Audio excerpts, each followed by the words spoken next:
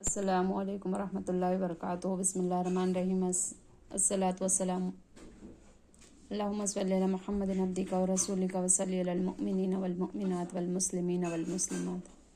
امام اعظم رضی اللہ تعالیٰ عنہ اور شرابی موجود حضرت سیدنا عبداللہ بن رجع رضی اللہ رحمۃ اللہ تعالیٰ علیہ بیان کرتے ہیں کہ کوفہ میں امام اعظم ابو حنیفہ رضی اللہ تعالیٰ عنہ کے پڑوس میں ایک موچی رہتا تھا جو تمام دن تو محنت مزدوری کرتا اور رات گئے گھر میں گوشت یا مچھلی لے کر آتا، پھر اس کو بھون کر کھاتا۔ اس کے بعد شراب پیتا، جب شراب کے نشے میں دھت ہو جاتا تو خوب ادم مچاتا اور شور کرتا۔ اس طرح رات گئے تک سلسلہ رہتا، یہاں تک کہ اسے نیند گھیر لیتی۔ کروڑوں حنفیوں کے عظیم پیشوا حضرت سیدنا امام اعظم ابو حنیفہ رضی اللہ تعالیٰ عنہ کو اس شور و غل سے بے حد تکلیف ہوتی، لیکن آپ رضی اللہ تعالیٰ عنہ تمام رات نماز میں مشغول رہتے۔ ایک رات اس ہمسایہ موچی کی آواز نہ سنی۔ صبح کو اس کے بارے میں استفسار فرمایا۔ آپ کو بتایا گیا کہ کل رات ان کو سپاہیوں نے پکڑ لیا ہے اور وہ قید میں ہے۔ امام اعظم رضی اللہ تعالیٰ عنہ نے نماز فجر ادا کی اور اپنی سواری پر سوار ہو کر خلیفہ کے پاس پہنچے اور اپنے آنے کی خلیفہ کو اطلاع بھجوائی۔ خلیفہ نے حکم دیا، آپ کی سواری کی لگام تھام کر نہایت احترام کے ساتھ فرش شاہی تک لے آؤ اور آپ رحمۃ اللہ تعالیٰ علیہ کو سواری سے نیچے نہ اترنے دیا جائے۔ سپاہیوں نے ایسا ہی کیا۔ خلیفہ نے دریافت کیا، کیا حکم ہے؟ آپ رضی اللہ تعالیٰ عنہ نے فرمایا، میرا ایک ہمسایہ موچی تھا جسے کل رات سپاہیوں نے پکڑ لیا ہے، اس کی آزادی کا حکم فرمائیے۔ خلیفہ نے فرمان جاری کر دیا، اس موچی کو فوراً رہا کر دو اور ہر اس قیدی کو بھی رہا کر دو جو آج کے دن پکڑا گیا ہے۔ چنانچہ سب کو آزاد کرنے کا حکم دے دیا۔ اس کے بعد امام اعظم ابو حنیفہ رضی اللہ تعالیٰ عنہ سواری پر سوار ہو کر چل دی اور ہمسایہ موچی پیچھے پیچھے چلنے لگا۔ امام اعظم ابو حنیفہ رضی اللہ تعالیٰ عنہ نے اس سے فرمایا، اے نوجوان، کیا ہم نے تمہیں کوئی تکلیف دی؟ اس نے عرض کیا، نہیں، بلکہ آپ رضی اللہ تعالیٰ عنہ نے تو میری مدد فرمائی اور میری سفارش کی۔ اللہ تعالیٰ آپ کو بہتر جزا عطا فرمائے۔ اور آپ رحمۃ اللہ تعالیٰ علیہ نے ہمسائے کی حرمت اور حق کی رعایت فرمائی۔ پھر اس شخص نے توبہ کری اور آئندہ کے لیے بری حرکتوں سے باز آ گیا۔ بروں کے ساتھ بھی بھلائی کرو۔ میٹھے میٹھے اسلامی بھائی اور بہنوں، دیکھا آپ نے ہمارے امام اعظم ابو حنیفہ رضی اللہ تعالیٰ عنہ نے کس قدر عظیم صبر و تحمل کا مظاہرہ فرمایا اور اپنے شرابی ہمسائے کی اذیت برداشت کرتے رہے۔ بالآخر اس کی قسمت کھلنے کا سبب یہ ہوا کہ وہ گرفتار ہوا۔ آپ رضی اللہ تعالیٰ عنہ نے اس کی مدد کی تو وہ متاثر ہو کر معصیت سے تائب ہو گیا۔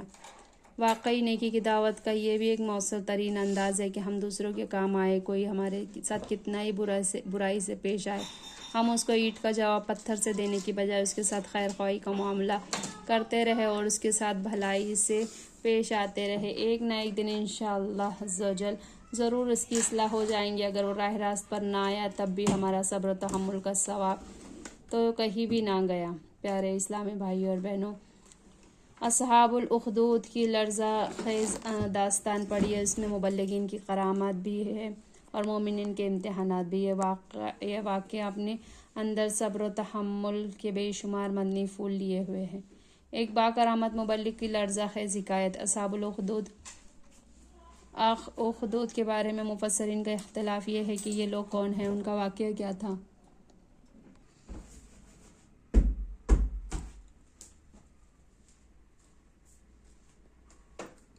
اس بارے میں حضرت سیدنا صہیب رومی رضی اللہ تعالیٰ عنہ سے روایت کی اگلی امتوں میں ایک بادشاہ تھا جو خدائی کا دعویٰ کرتا تھا اور ایک دن جادوگر اس کے دربار کا بہت ہی مقرب تھا۔ ایک دن جادوگر نے بادشاہ سے کہا، میں اب بوڑھا ہو گیا ہوں، لہٰذا تم ایک لڑکے کو میرے پاس بھیج دو تاکہ میں اسے اپنا جادو سکھا دوں۔ چنانچہ بادشاہ نے ایک ذہین لڑکے کو جادوگر کے پاس بھیج دیا۔ لڑکا روزانہ جادوگر کے پاس آنے جانے لگا۔ راستے میں ایک دن صاحب ایمان راہب رہتا تھا۔ لڑکا ایک دن اس راہب کے پاس کچھ دیر کے لیے بیٹھ گیا۔ اس راہب کی باتیں لڑکے کو بہت پسند آ گئی، چنانچہ لڑکا جادوگر کے پاس آنے جانے کے دوران روزانہ راہب کے پاس بھی بیٹھنے لگا۔ ایک دن لڑکے نے کہا کہ ایک بہت بڑا اور نہایت ہی خوفناک جانور کھڑا انسانوں کا راستہ روکے ہوئے ہے۔ لڑکے نے یہ منظر دیکھ کر اپنے دل میں کہا کہ آج یہ ظاہر ہو جائے گا کہ جادوگر افضل ہے یا راہب۔ چنانچہ اس لڑکے نے ایک پتھر اٹھا کر دعا مانگی، یا اللہ، اگر تیرے دربار میں راہب کا مذہب مقبول اور جادوگر کا مذہب مردود ہے ہو تو اس جانور کو اس پتھر سے ہلاک فرما دے۔ یہ دعا کر کے لڑکے نے جانور کو پتھر دے مارا۔ پتھر لگتے ہی وہ بہت بڑا جانور مر گیا اور لوگوں کا راستہ کھل گیا۔ لڑکے نے راہب سے پورے واقعہ بیان کیا۔ یہ سن کر راہب نے کہا، اے لڑکے، خدا کے دربار میں تیرا مرتبہ بلند ہو گیا، لہٰذا اب تو عنقریب امتحان میں ڈالا جائے گا، اس لیے کسی کو پتہ نہ بتانا اور امتحان کے وقت صبر کرنا۔ رفتہ رفتہ یہ لڑکا اس قدر صاحب کرامت ہو گیا کہ اس کی دعاؤں میں مادرزاد اندھے اور کوڑی کی شفا پانے لگے، یہاں تک کہ خود بادشاہ کے دربار میں اس کا چرچا ہونے لگا۔ بادشاہ نے ایک بہت ہی مقرب ہم نشین اندھا ہو گیا تھا، وہ اس لڑکے کے پاس بہت سے ہدایہ اور تحائف لے کر حاضر ہوا اور اپنی بصارت بینائی کے لیے لڑکے دعا کا طالب ہوا۔ لڑکے نے کہا، اگر تو اللہ تعالیٰ پر ایمان لائے تو میں تیرے لیے دعا کروں گا۔ چنانچہ وہ ایمان لایا اور لڑکے نے اس کے لیے دعا کر دی۔ فوراً ہی وہ آنکھ یارہ ہو گیا۔ جب وہ بادشاہ کے دربار میں گیا تو بادشاہ نے حیرت سے پوچھا، تمہاری آنکھوں میں بصارت کیسے آ گئی ہے؟ تو مقرب ہم نشین نے کہا، میرے رب عزوجل نے مجھے بصارت عطا فرما دی۔ بادشاہ نے غضبناک ہو کر کہا کہ میرے سوا بھی تمہارا کوئی رب ہے؟ تو اس نے کہا، اللہ تعالیٰ میرا اور تیرا دونوں کا رب ہے۔ بادشاہ نے اس کو طرح طرح کی سزائیں دے کر پوچھا، کس نے تجھے یہ بتایا ہے؟ تو اس لڑکے کا نام بتا دیا۔ پھر بادشاہ نے لڑکے کو قید کر کے اس کو اس قدر مارا پیٹا کہ اس نے راہب کا نام بتا دیا۔